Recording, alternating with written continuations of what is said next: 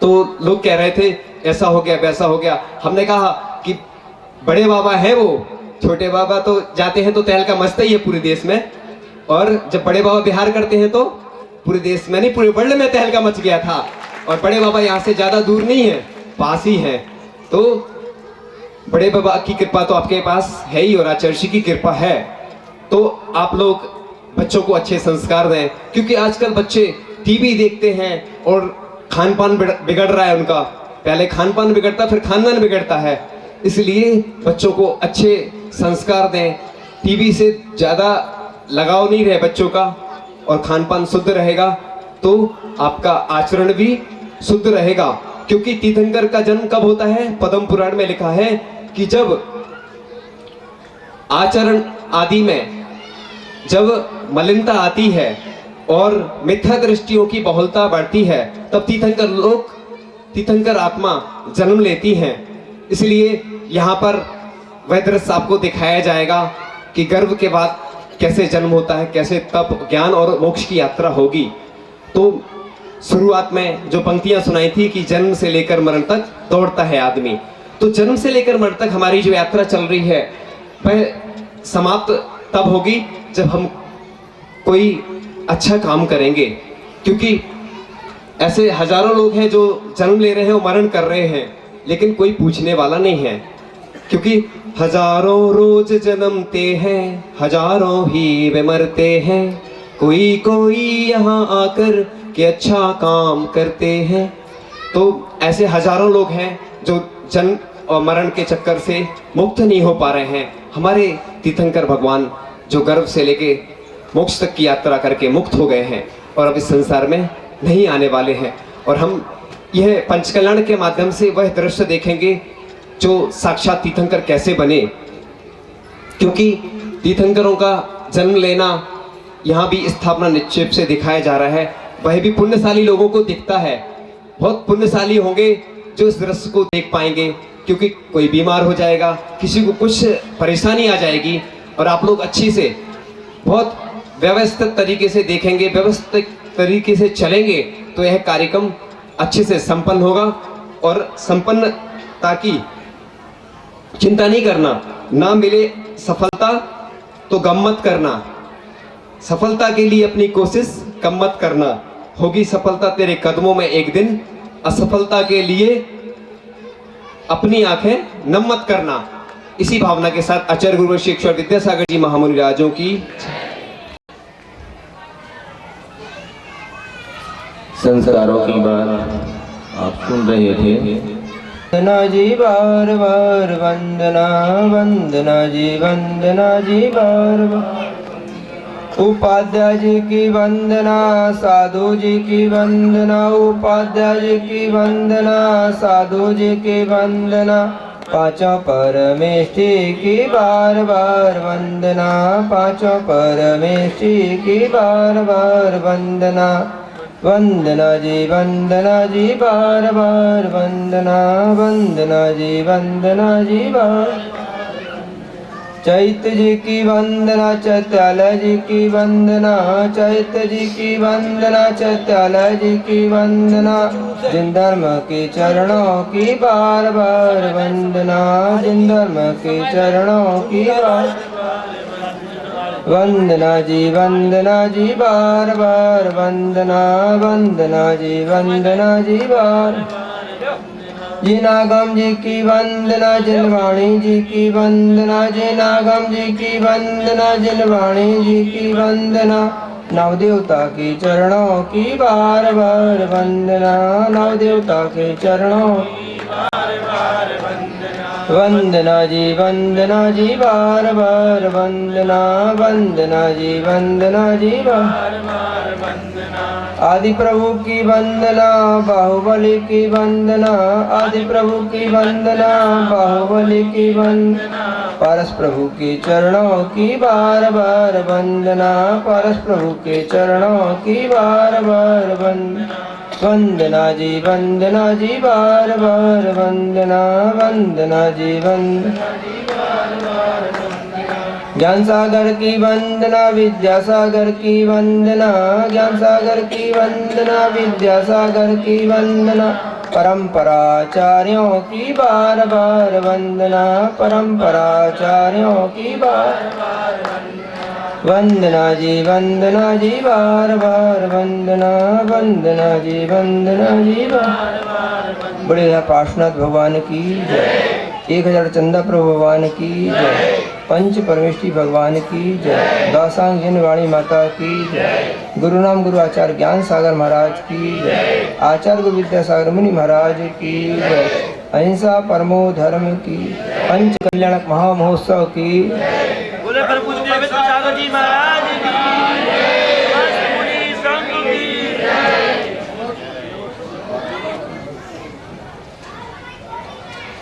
भूमिका बनाने में बहुत समय लगता है और जब जिस कार्य की भूमिका जिस रूप में बनती है उस कार्य का संपादन भी वैसे ही होता है। यहाँ के लोगों ने जिनालय को बनाने में 12 साल की भूमिका बना दी और 12 साल का कार्य 7 मुनि महाराजों के सानिध्य में पूरा हो रहा है। जब तेज बारिश होती है तो वह बारिश ठंड की भूमिका बनाता है। ठंड अच्छी पड़ती है, ओस अच्छी पड़ती है, फसल अच्छी आती है तो पतझड़ आदि अच्छा होता है और पतझड़ अच्छा होता है तो बारिश, गर्मी अच्छी होती है, गर्मी अच्छी होती है तो बारिश अच्छी होती है। ये एक दूसरे की भूमिका बनती जाती है और इस तरह से काम होता है। बंधु, इसी तरह से गर्भ कल्याणक भूमिका का काम कर रहा है। यदि आपकी भूमिका सही नहीं बनी है, आप सब किसान हैं, फसल को पैदा करते हैं, यदि भूमि नरम ना हो, मृदु ना हो तो बीज वपन नहीं हो सकता है और बीज वपन नहीं होगा तो फसल अच्छी नहीं आ सकती। और इसके लिए सबसे बड़ी आवश्यकता है, कहते हैं हाथ में धान नहीं उगती, धान कहाँ उगेगी? भूमि में। और कौन सी भूमि? मरुभूमि नहीं, मरुदेवी। कौन सी भूमि चाहिए? आप देखेंगे आज गर्भ कल्याणक किसके ऊपर किए जाएंगे, संस्कार किसके ऊपर होंगे? मरुदेवी के ऊपर होंगे, मरुभूमि में नहीं। अगर मरुभूमि होती तो उस पर बीज वपन नहीं हो सकता, उसमें गर्भ के संस्कार नहीं हो सकते, और जो मरुभूमि होगी उस भूमि में कभी संतान उत्पत्ति नहीं हो सकती है। इसलिए बंधु, सबसे पहली आवश्यकता है मरु देवी की। आपने किसी देवी को कटिंग वाला देखा? बाल कटे हो, उसके बाजू में पर्स लटकाए हो, आंख में गागल डाली हो, ओठों पे लिपस्टिक लगाई हो, बड़े बड़े नाखून बना के रखी हो, ऊंचे हील की चप्पलें पहनती हो, ऐसी कोई भी देवी देखी? अरे नहीं देखी, होलिका तक की नहीं बनाते हैं ऐसा। तो सवाल है देवी का। माता को पूजने के पहले हमें उसे देवी का स्वरूप देना होगा। अगर माँ देव के रूप में, देवी के रूप में अवतरित हो जाए, लोग बोलते हैं भगवान का जन्म हुआ। वैसे भी जैन शासन कहता है कि भगवान ना तो किसी के भेजे न कहीं से अवतरित होते हैं। भगवान अपने परिणामों के माध्यम से, अपने पुरुषार्थ के माध्यम से भगवान बनते हैं। और उस भगवान बनने की भूमिका में माँ की सबसे बड़ी भूमिका है। आज की माँ चाहती है कि उसके बेटे उसका हाथ पकड़ के मंदिर तक ले जाएं, उसके बेटे उसको संलेखना समाधि कराएं, लेकिन माँ अपने कर्तव्यों से पहले विमुख हो गई है। माँ नहीं रही है, इसलिए बेटे भी बेटे नहीं रहे, वो लड़के हो गए हैं। लड़के रहते हैं, मेरे लड़के रहते हैं। तो लड़के नहीं रहते, लड़के रहते हैं। तो माँ माँ नहीं रह गई है। जब माँ डिब्बे का दूध पिलाएगी इसलिए कि उसके रूप सौंदर्य में अंतर न पड़ जाए, तब शायर को कहना पड़ता है कि तिफल में बू आए कैसे माँ बाप के एतवार की। तिफल में बू कैसे आए माँ बाप के एतवार की। दूध तो डिब्बे का है, तालीम है सरकार की। सरकारी तालीमों के अनुसार, सरकारी पढ़ाई के अनुसार दूध का, डिब्बे का दूध पिला पिला के अगर कोई माँ चाहे कि उसका बेटा भगवान महावीर बन जाए, आदिनाथ बन जाए, शांति सागर बन जाए, विद्यासागर बन जाए, ब्रह्मचारी विनय भैया बन जाए, तो भी नहीं बन सकता। क्यों? आपने उनके संस्कारों को डिब्बे में बंद कर दिया। Junk food. आज पहले माताएं गुनी गोठा, पपड़िए, बतिये, पराठे, रोटी खिलाती थी। आज की माताएं बेटा पैदा होता नहीं उसको बिस्किट खिलाती है, नूडल्स खिलाती है, चॉकलेट खिलाती है, गोली खिलाती है। अब बताओ, हाँ मैगी मतलब मैकी, हमारे इधर बुंदेलखंड में मैकी मतलब जो फेंक दी जाती है उसको मैगी बोलते हैं, है ना। वो कैसी रहती देखी ना आपने? हाँ, कुछ माताएं ऐसी हैं हमारे यहाँ की, वो कहते हैं हम सिमैया की भी खीर नहीं खाते, कहीं ऐसी लगा थे, है ना। और नूडल्स कैसे खिलाते अपने बच्चों को? तो ये बताओ, जंक फूड खिलाने वाली माताएं और जो अपने बच्चों के संस्कारों को डिब्बे में बंद कर दिए हैं, ऐसी माताएं कभी अपेक्षा नहीं करना चाहिए कि उसके बच्चे कभी उनको 2 बूंद मरते समय ठंडा पानी चम्मच से पिला देंगे। सवाल माँ का बिगड़ने का है। पिता बिगड़ा है तो बिगड़ा है। वैसे एक और बात है, इस देश में कितने मोड़ होते हैं भैया? टर्न, कितने टर्न हैं इस देश में? गिन के बता सकते हैं आप? नहीं बता सकते, मैं गिन के बता देता हूँ। 2, एक दायां और एक बायां, 2 ही मोड़ हैं। ये 2 मोड़ सुधर जाएं, एक पिता और एक माँ, तो देखो आपकी संतानें कैसी हुई सुधरी हुई नहीं दिखती हैं। ये भगवान भी जिनको आप बोल रहे थे, ये भगवान जन्म लेने वाले हैं। भगवान जन्म नहीं लेते हैं, बालक का जन्म होने वाला है। वो बालक जिसका 1 सिर होगा, 2 हाथ होंगे, 2 पैर होंगे, 2 आंखें होंगी, 1 मुंह होगा, ऐसा ही बालक जन्म लेता है। लेकिन मरु देवी के संस्कारों ने उसे भगवान बना दिया। ये माता अगर आज सुधर जाए, मैं दावा करता हूं, आपने पढ़ा भी होगा, 100 शिक्षकों से 1 माँ बड़ी होती है। लेकिन ऐसा देखा गया है कि एक शिक्षिका स्कूल में 100 बच्चों को पढ़ा देती है, लेकिन जब अपने घर में पढ़ाने आती है तो अपने बच्चे को ट्यूशन दूसरे से पढ़वाती है। हम अपने बच्चों को नहीं पढ़ा पाते हैं, हम अपने बच्चों को संस्कार नहीं दे पाते हैं।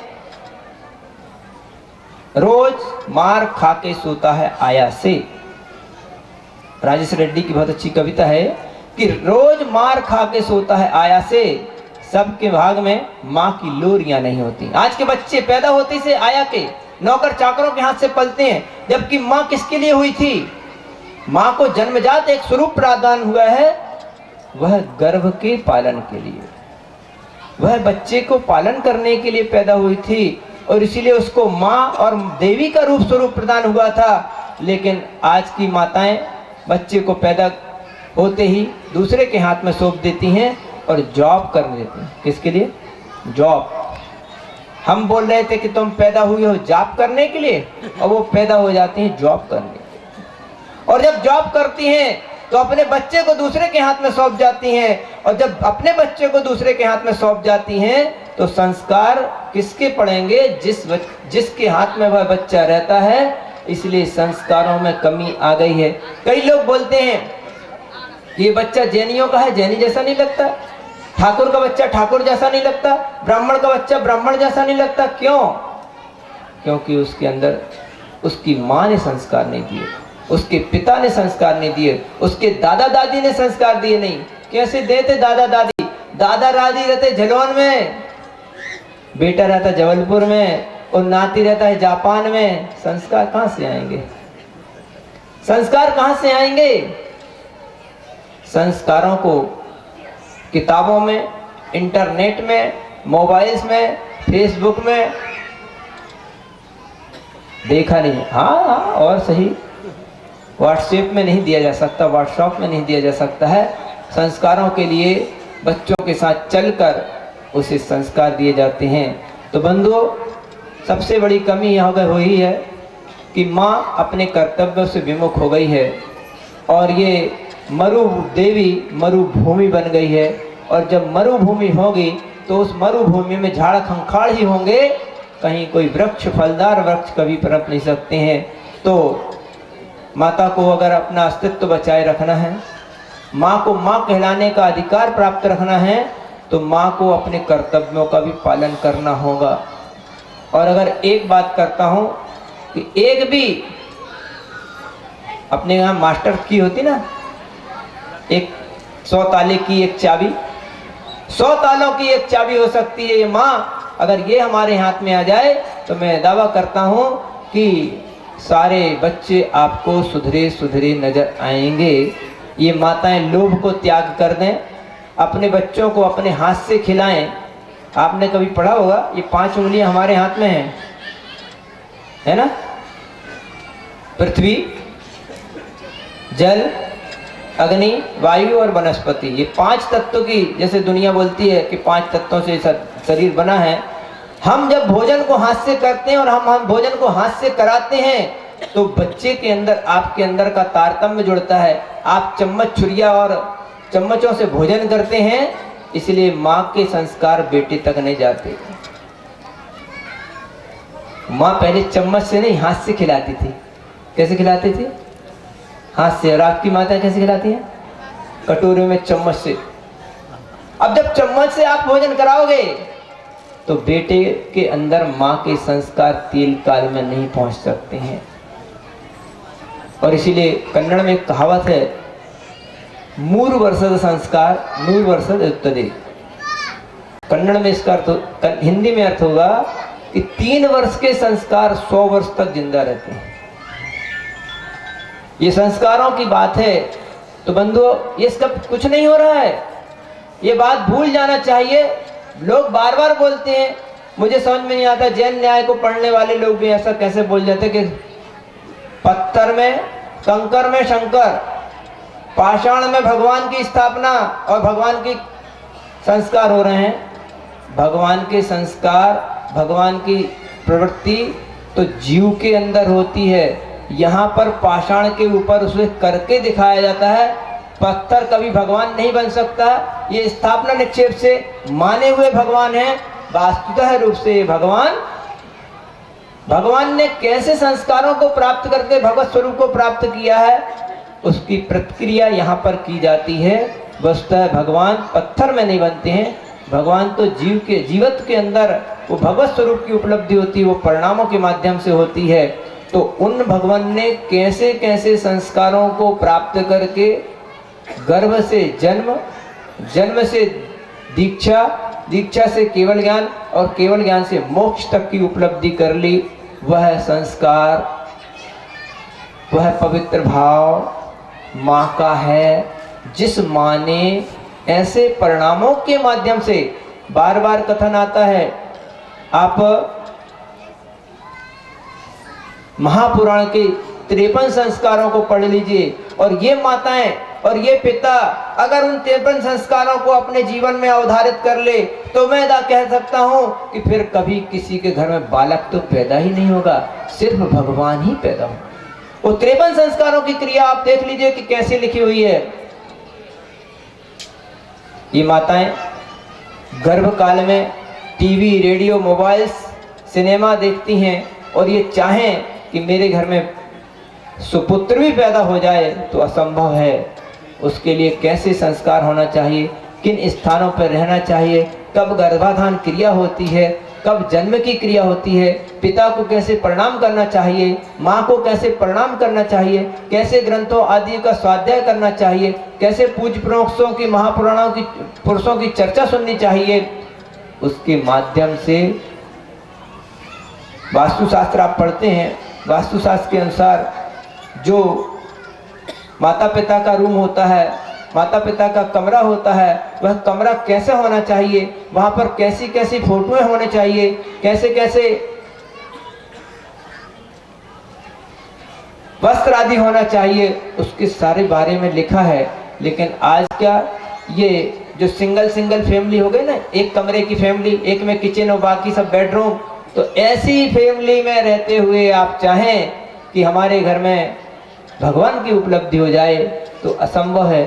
4 दिन की अशुद्धियाँ कैसे पालन होती हैं, कैसे कहाँ कहाँ रहना चाहिए, ये सारी क्रियाएं हमारी ये जॉइंट फैमिली टूट जाने से, सिंगल फैमिली हो जाने से सारे संस्कार एक साथ बिगड़ गए हैं। और ये जब तक संस्कार हमारे जीवन में नहीं आएंगे तब तक हम ये भगवान बनने की प्रक्रिया 10-20 लाख रुपए खर्चा करके पंडाल लगा के मात्र प्रतिमाओं के ऊपर और ये मंची कार्यक्रम के रूप में देख सकते हैं। साक्षात उन्हें देखना शायद इस पंचम काल में असंभव है। इसलिए बंधुओं, अब हमें अपने इन परिणामों के ऊपर विचार करना है। यदि आप यह प्रक्रिया देखते हैं और इन प्रक्रियाओं को देखकर 10-20 लाख रुपए खर्च करके अगर एक व्यक्ति में, 2 व्यक्ति में, 4 व्यक्ति में भी अगर परिवर्तन आता है कि नहीं, हमें तो अपने जीवन में अब मात्र बच्चों को पालन पोषण करने का ही कार्य करना है, माता के कर्तव्यों को पूरा करना है, पैसे की ओर हमारा ध्यान नहीं होना चाहिए, तो फिर आप देख लीजिए कि आपके बच्चे कैसे संस्कारित नहीं होते और कैसे आपको मंदिर की देहरी तक पकड़ के नहीं ले जाते और कैसे आपको सल्लेखना समाधि तक नहीं पहुंचाते। क्योंकि वे बच्चे जो जापान में रह रहे हैं वो तो बोल देंगे मर तो गई है, ठीक है संस्कार कर दो, हम तो अभी आ नहीं सकते, फ्लाइट मिल नहीं रही है, अब मर ही गई है तो मर जाने दो, तुम लोग सब कर देना भैया, हम कहाँ तक आएंगे। और इसीलिए ये संस्कार भी बिगड़ गए, जो 3 दिन की तेरही और सब होने लगा। किस लिए? ये जो विदेश में रहने वाले हैं ना लोग, इन्हीं के कारण तो हमारे देश की संस्कृति बिगड़ रही है। विदेश में रहने वालों के कारण हमारी देश की संस्कृति बिगड़ रही है कि अब 3 दिन की तेरही भी होने लगी। तो समय आपका होता है, आप लोग SMS के ज़माने के समझदार लोग हैं, 160 अक्षर में बहुत सी बातें समझ जाती हैं। तो हमारी एक ही बात है कि अगर गर्भ सुधर जाए तो आदमी का जन्म सुधर जाएगा, और अगर जन्म सुधर जाए तो उसकी दीक्षा सुधर जाएगी, जीवन सुधर जाएगा, और अगर दीक्षा और जीवन सुधर गया तो उसका ज्ञान सुधर जाएगा, और अगर ज्ञान सुधर गया तो निर्वाण तो सुधर ही जाएगा। इसके लिए सबसे पहली जरूरत है गर्भ को सुधारने की, और गर्भ को सुधारने के लिए 2 ही चीज़ हैं हमारे पास, भूमि और बीज। और भूमि और बीज के बाद वातावरण की जरूरत है। तो अगर ये वातावरण सुधरता है, भूमि सुधरती है और बीज सुधरता है, तो नियम से वृक्ष संस्कारित, और वृक्ष में फलने वाले फल नियम से संस्कारित होंगे। इन्हीं भावना से बोलिए अहिंसा परमो धर्म की।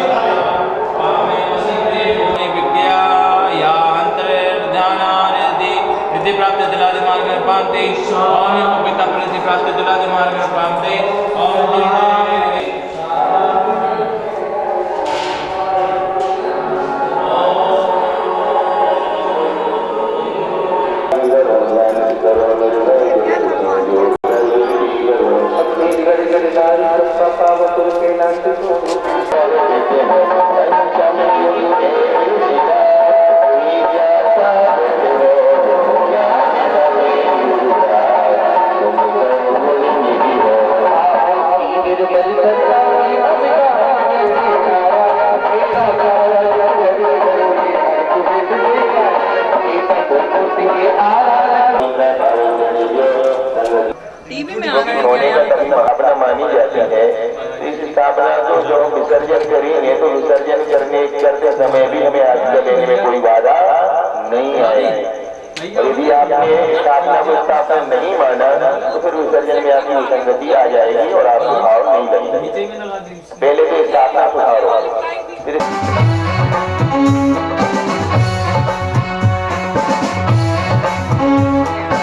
आरती करूं रतियों के दीपक लेके आरती करूं बजे छम छम छम छमा छम बजे घुंघरू हाथों में दीपक लेके आरती करूं बजे छम छम छम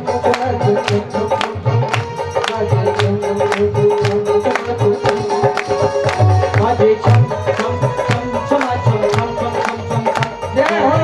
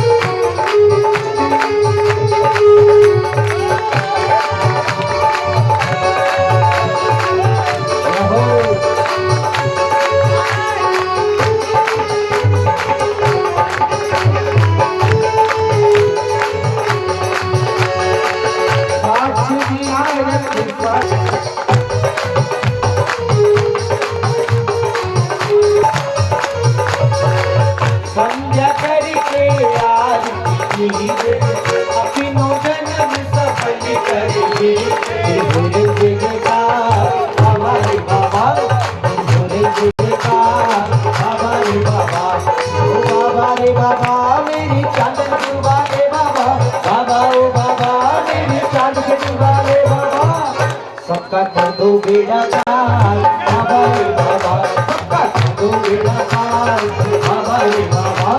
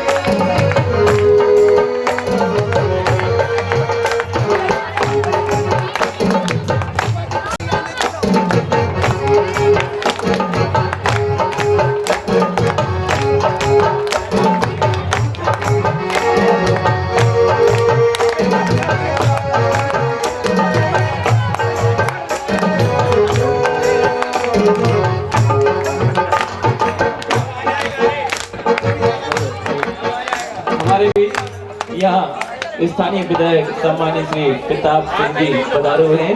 सब बाबा से जाके केना भक्तिया बोले, बाबा से जाके केना भक्तिया बोले।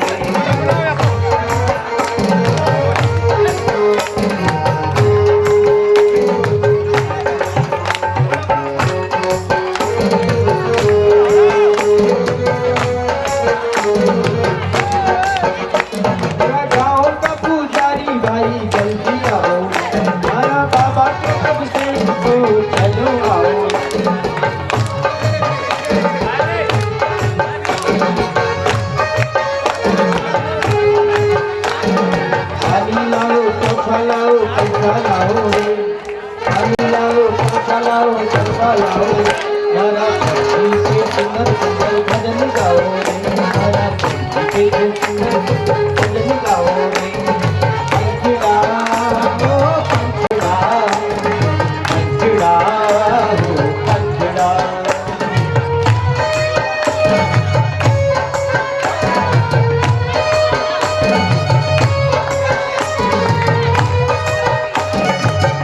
सिद्धेभ्य ओम नमः सिद्धेभ्य ओंकारमिन्दु संयुक्तं नित्यं ध्यायन्ति योगिनः कामदं मोक्षदं चैव ओंकाराय नमो नमः अविरल शब्द घनौघा रक्षाले सकलवतल कलंका मुनिविरूपासु तीर्थानां सरस्वती हस्तो दुरिताम् अज्ञानतिमिरान्धानां ज्ञानाञ्जनशलाकया चक्षुरुन्मीलितनेन तस्मै श्री गुरुवे नमः परम गुरुवे नमः परम्पराचार्य गुरुवे नमः सकल कल सुध्वंसकम श्रेयसां परिवर्तकम धर्म संबंधकम वजीमोनप्रति संत शिरोमणि गुरुवार आचार्य सर विद्यासागर जी महामुनिष्ठ महोत्सव का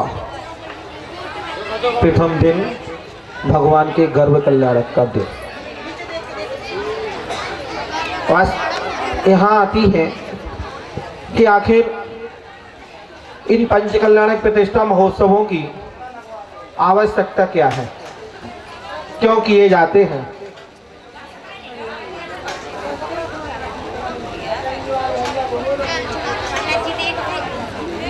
है कि जैन कुल में जन्म लेने वाले के 3 कुलाचार हुआ करते हैं। यदि जैन कुल में जिनने जन्म लिया है उनके 3 कुलाचार हुआ करते हैं। उन 3 कुलाचारों में पहला कुलाचार है नित्य देव दर्शन करना, दूसरा कुलाचार है रात्रि में भोजन नहीं करना और तीसरा कुलाचार है पानी छान करके पीना। ये 3 कुलाचार हैं जिनने जैन कुल में जन्म लिया है। केवल जैन कुल में जन्म लेने वाला जैनी नहीं कहलाता है, जो इन 3 कुलाचारों को पालन करता है वह जैनी कहलाता है। तो ये पहला कुलाचार जो नित्य देव दर्शन करने का नियम है उसकी पालन हो जाए सभी का, हमेशा जीवन भर इन कुलाचारों का पालन होता रहे। इस निमित्त से जिन मंदिरों की स्थापना की जाती है और जिन मंदिरों की स्थापना में जिन भगवान की प्रतिमाओं को प्रतिष्ठित करा करके जो पाषाण रूप है, पाषाण से परमात्मा बना करके, और परमात्मा ऐसे नहीं बन जाते हैं, परमात्मा बनते हैं संस्कारों के माध्यम से। माटी से घड़ा बनता है वह भी संस्कार के माध्यम से बनता है। कि माँ मेरा कितना अभाग है, कितना दुर्भाग्य है कि जो भी आता है मुझे कुचलता रहता है। जब देखो तब कुचलता है, चाहे मनुष्य हो, चाहे त्रियंश हो, चाहे कोई भी हो। तो माँ कहती है, धरती माँ माटी से तुम मेरी एक सीख मानो तो तुम्हें कुचलना तुम्हारा बंद हो जाएगा। क्या सीख देती है धरती माँ माटी के लिए? कहती है जो मैं कहता हूँ उसको तुम समता पूर्वक सहन करते जाना। कहती है कि एक कुम्हार आएगा, वो तुम्हें खोदेगा, तकलीफ होगी, परेशानी होगी, फिर घर ले जाएगा, घर ले जाकर के तुम्हें कूटेगा, पीसेगा, उसमें जो कंकड़ होंगे उन कंकड़ों को निकाल करके बाहर फेंकेगा। तो जिसके पैरों के नीचे से कुचले जाते थे वही तुम्हारे लिए सर पर रख करके था। इतनी कठिन परीक्षा से तब तुम गुजरोगी माटी, तब तुम कलश बन जाओगी, पैरों से कुचलना तुम्हारा बंद हो जाएगा। ऐसे संस्कार ही व्यक्ति को पाषाण से मूर्ति बनाने की जो प्रक्रिया यहाँ गर्भ कल्याणक से लेकर के 5 कल्याणक, गर्भ, जन्म, तप, ज्ञान और मोक्ष, ये 5 कल्याणक हुआ। कल्याणक कहते किसे हैं? मगर तीर्थंकर परमेष्ठी ऐसे हुआ करते हैं, इनका अंतिम गर्भ है, इसके बाद इन्हें कोई गर्भ धारण नहीं करना पड़ेगा, किसी माँ की कोख में नहीं आना पड़ेगा। इसलिए इनका गर्भ कल्याणक बनाया। मूर्ति पूजक के घर जाती है तो परंपरा है, तो परंपरा क्या है तो नहीं आते हैं, क्या मिलेगा। बहू चल देती है माता के साथ, जा रही है, रास्ते में पहुंचती है, रास्ते में देखती है, मूर्ति के दर्शन करने लगते हैं। फिर बहू कहती है माँ इन मूर्ति के दर्शन करने से क्या मिलेगा? तो वो कहती है माँ अब सुनो, उसका जवाब सुनो। वो कहती है, देखो बहू, जब तुम गेट पर थी उस शेर को देख करके तुम्हें भय उत्पन्न हो सकता है। वह वीतराग मुद्रा है और जिनके दर्शन करने से हमारे अंदर भी वीतरागता के भाव जागृत हो जाया करते हैं। इसलिए मंदिर में इन वीतराग प्रभु की प्रतिमाओं को विराजमान किया जाता है। मगर आज उनके प्रति बहुमान हमारा होता जा रहा है। हम कहाँ जा रहे हैं? भगवान की प्रतिमाओं के प्रति, भगवान के प्रति जो हमारा बहुमान होना चाहिए, जो श्रद्धा होनी चाहिए, जो विवेक होना चाहिए, विवेक पूर्वक दर्शन करने की प्रक्रिया भी हम भूल गए कि मंदिर में जाएं तो कैसे जाएं, मंदिर जाने की ड्रेस क्या हो, मंदिर में जाकर के हमें कैसे दर्शन करना है, किस प्रकार से भगवान की मूर्त को निहारना है, मंदिर में जाकर के भगवान के किस प्रकार से दर्शन करें। वास्तव में आज मंदिर जाने की प्रक्रिया भी हम भूलते जा रहे हैं। इस प्रकार जो है गर्भ कल्याण का पूर्व रूप है। पूर्व रूप क्या कहलाता? अर्थात पहले गर्भ में आने के पहले से 6 महीने पहले से आकर के कुबेर वहां रत्नों की वर्षा करता है और अष्ट देवियां आकर के 56 कुमारिका आकर के माता के गर्भ का शोधन करती हैं। यहाँ पर तीर्थंकर प्रभु गर्भ में आने वाले हैं। संस्कारों के माध्यम से उस गर्भ का शोधन किया जाता है और आज गर्भ में आने के बाद भी हमारी माताएं बहनें क्या करती हैं? सोच लो कैसे आएंगे बच्चों के ऐसे संस्कार। एक निमित्त ज्ञानी के पास जाकर के राजा पूछते हैं कि हमारे संस्कारों को ग्रहण करेंगे, और संस्कारों को ग्रहण करते करते आखिर हमारे बच्चों को ऐसे संस्कार में से संस्कारित करे कि हमें भविष्य में रोना ना पड़े कि हमारे बेटे हमारे लिए कुछ नहीं करते। कई घटनाएं ऐसी हुआ करती हैं कि जो माँ पिता ये लोग लगाएंगे, देखते हैं जिसकी तेज आवाज होगी उसको एक बहुत अच्छा मौका। श्रीमद जिनेन्द्र महा पंच कल्याणक महोत्सव रहे हैं। ऐसे भगवान की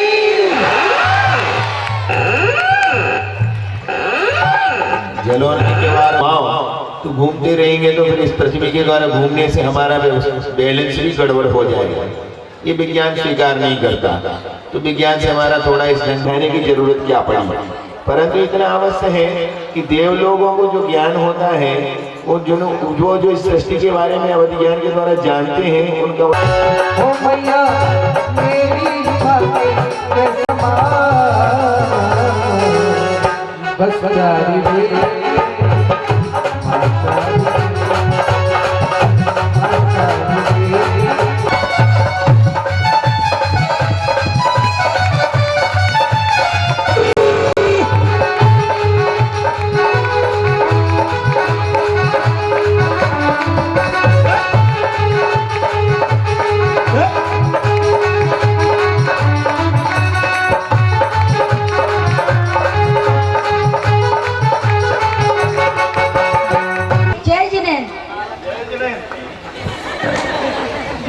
ऐसा करने से घर की लड़ाइयाँ मिट जाती हैं।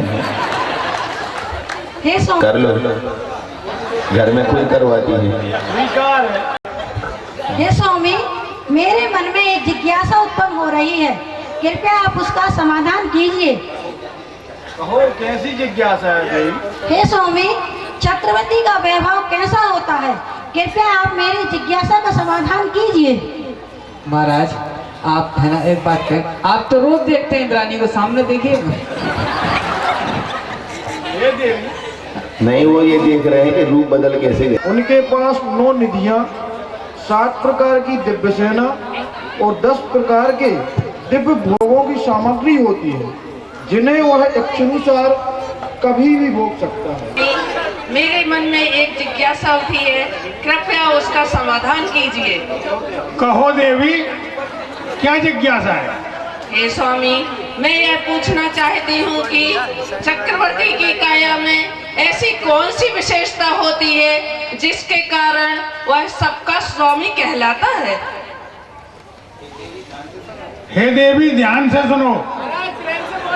महाराज, क्या सुबह सुबह झगड़ा हो गया था क्या? बच्चे प्रसव नाराज मैसनम सहनम से सहित समस्त मूल गुणों से युक्त सुंदर शरीर का धारक तथा शारीरिक बल की दृष्टि से स्पर्श रस गंध में 9 योजन प्रमाण, चक्षु इंद्रिय में 47,26,030,610 योजन प्रमाण तथा कर्ण इंद्रिय में 12 योजन प्रमाण सुनने का सामर्थ्य होता है। इस अतुल्य बल और असाधारण क्षमता के कारण ही वह सबका स्वामी कहलाता है। समझ गई देवी?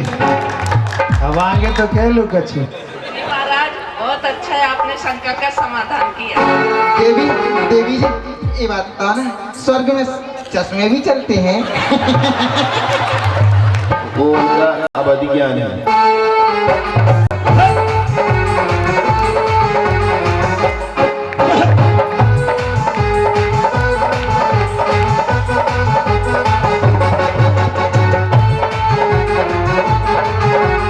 और अगले मेरा प्रणाम स्वीकार करिए। स्वीकार है। अरे वाह, ऊंचे हाथ से स्वीकार है। ये चंद्रमुखी स्वीकार है। अरे बाप रे, घर में ज्वालामुखी तो चंद्रमुखी। हे देवी स्वान ध्यान से सुनो। प्रिय, ऐसा नियोग है कि जिस राजा की आयुधशाला में चक्र रत्न उत्पन्न होता है उसे 6 खंड के राजाओं को अपने अधीन करना होता है। इसमें उसकी प्रसन्न तो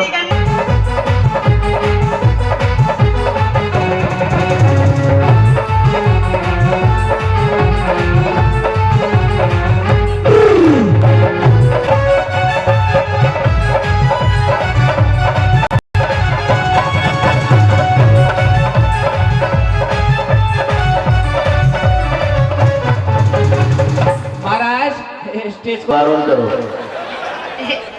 हे स्वामी, ध्यान से सुनो एवं सभासदों ध्यान से सुनेंगे। चक्रवर्ती की अतुल संपत्ति, अतुल निधियां होती है और भक्ति नृत्य करना चाहती हूँ।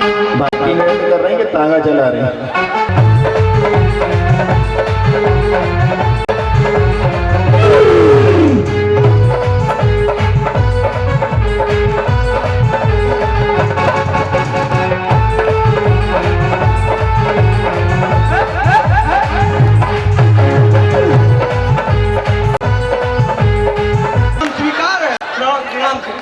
दिव्य भोजन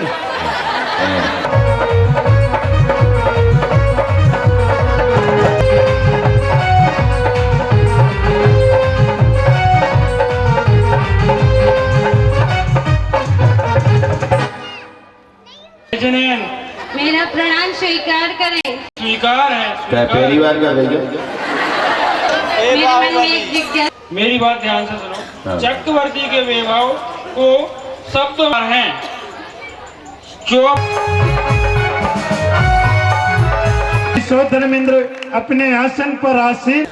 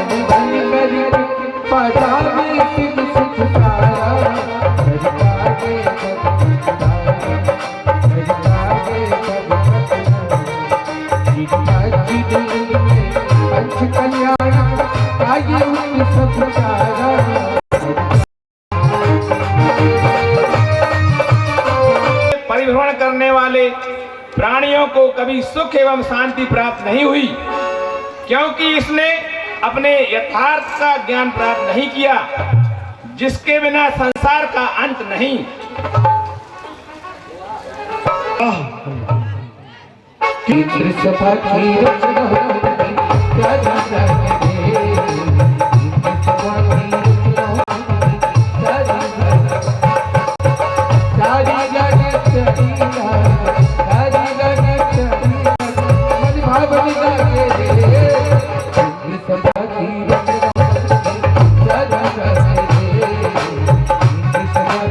स्वीकार है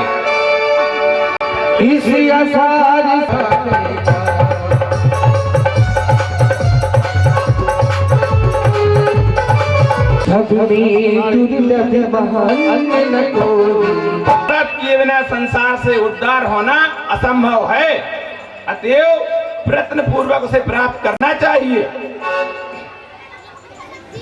हे देव, अब मैं संतुष्ट हुआ आपके प्रश्न उत्तर से।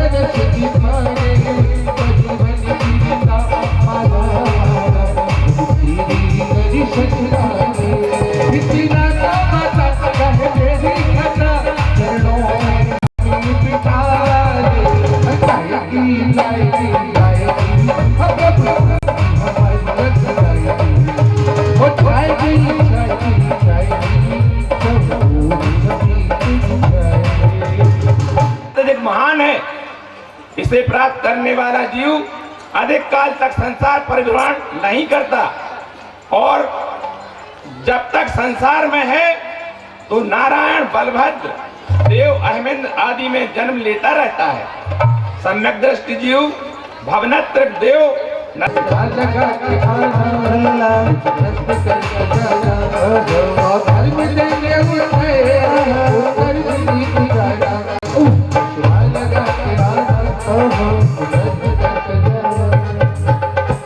देखो देवेंद्र, मेरा प्रणाम स्वीकार की।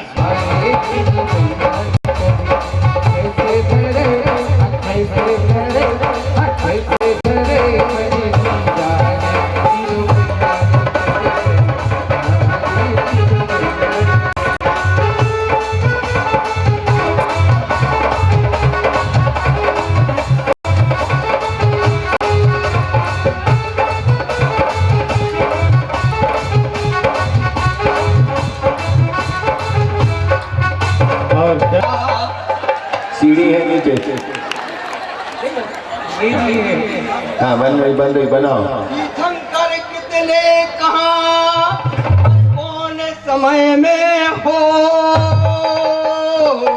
यह सब आप बताइए।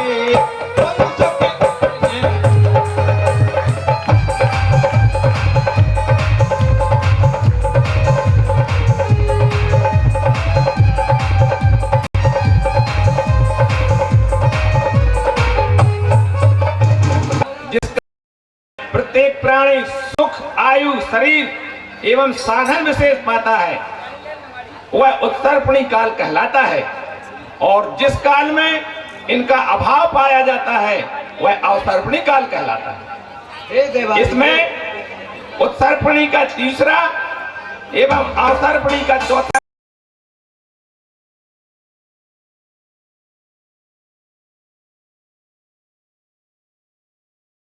20 होती है। इनके अतिरिक्त 5 विदेश क्षेत्रों के 32 देशों में सीमंदर आदि 20 तीर्थंकर, जिनकी संख्या एक साथ 160 होती है। इस प्रकार भारत ऐरावत क्षेत्र के 10 मिलाकर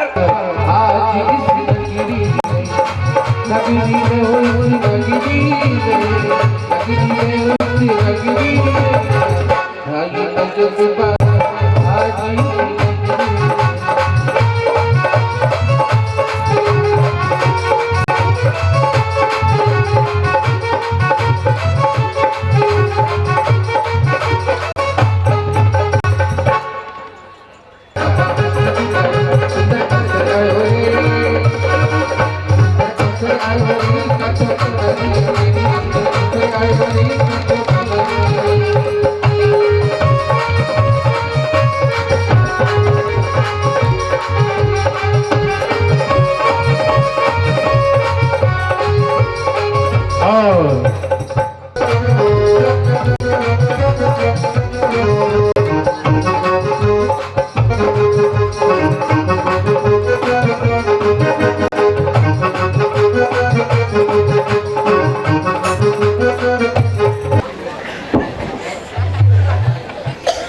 जाता हूँ और उससे पता करता हूँ कि हमारा सिंहासन कंपायमान क्यों हुआ।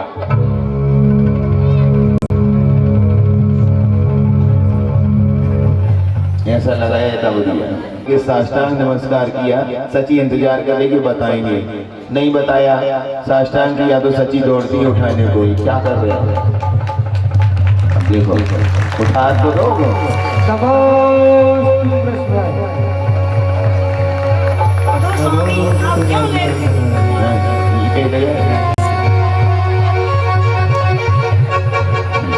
के झारखंड में अयोध्या नगरी में वहां के राजा नाभिराय की भार्या माता मरुदेवी की कुक्षी में तीर्थंकर का आदिनाथ का अवतरण हो चुका है।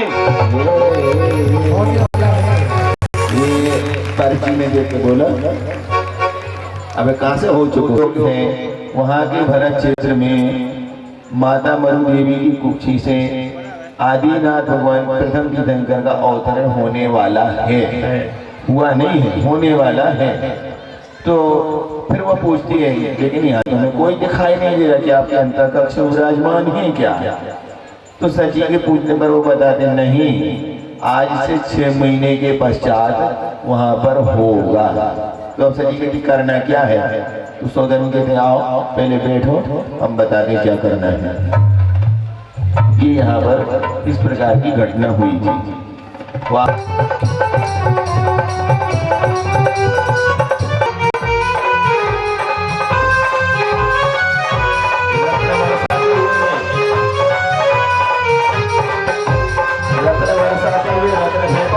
कुबेर महाराज जब भी आते हैं रत्न लुटाते हुए क्या बात है?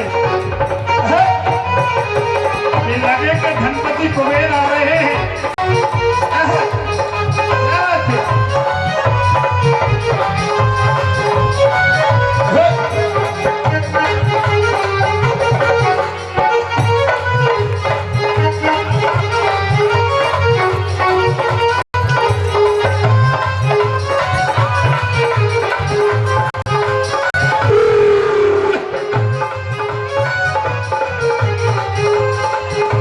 धनपति कुबेर अष्ट कुमारियों के साथ, दिक कन्याओं के साथ सुधर्म सभा में पधारते हैं। धनपति कुबेर अष्ट कुमारियों को आज्ञा करते हैं कि अपने अपने स्थान पर नियुक्त। देखो कैसे गले मिल रहे हैं, दोनों परम मित्र हैं। दुनिया पैसे वाले कोई गले लगाती है। अभी तक तो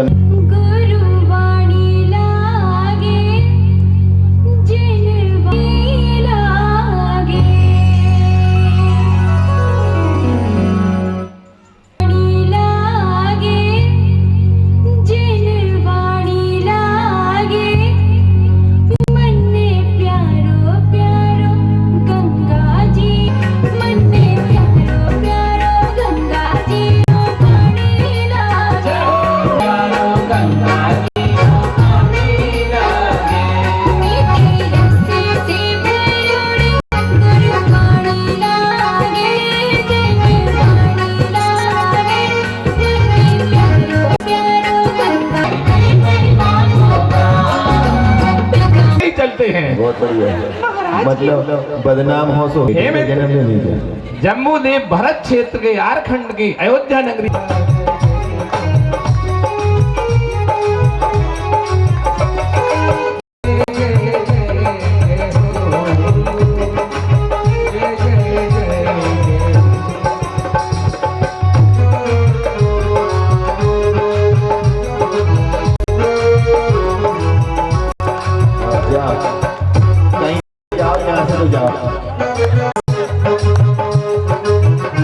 उधर कुबेर पहुंच जाते हैं उस स्थान पर। कड़ी खम्मा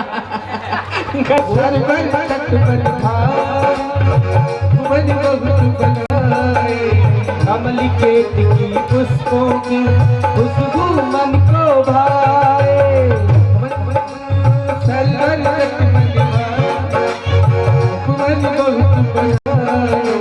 कमल के टिकी पुष्पों खुशबू मन को भाए। कोई देर लगाए नगरी अयोध्या महादेव नगरी बीच तुम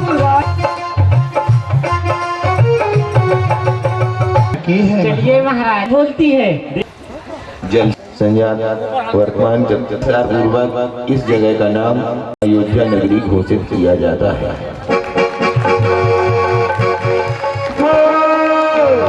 इधर नगरी की रचना करने के उपरांत जो अष्टदेवियां गई थी वो धीरे धीरे माता को ले आती है। माता धीरे धीरे माता होले होले माता धीरे धीरे चल माता होले होले चल मनो बड़ो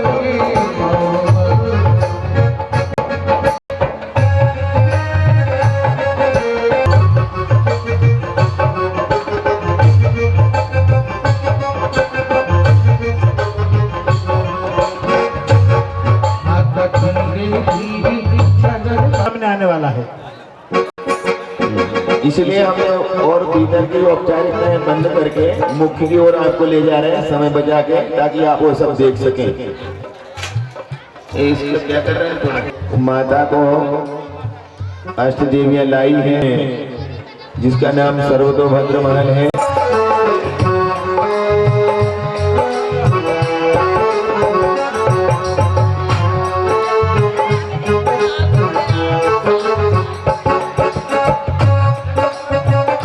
आप भी थोड़ा सा जय हो आपकी। हाँ, भवन में माता चारों तरफ देख रही है कि मुझे कहाँ लाया। इधर देखती है तो ये भी मनुष्य जैसी लगती नहीं, उधर देखती है तो ये देवियां, अब मनुष्य हैं क्या देवियां हैं? तो हाथ उठा करके दोनों तरफ पूछ रही है, आप लोग कौन हो? ए देवी हो, आप कौन हो? मनुष्य जैसी तो लगती नहीं है, पूछ लिया, स्वीकार करो।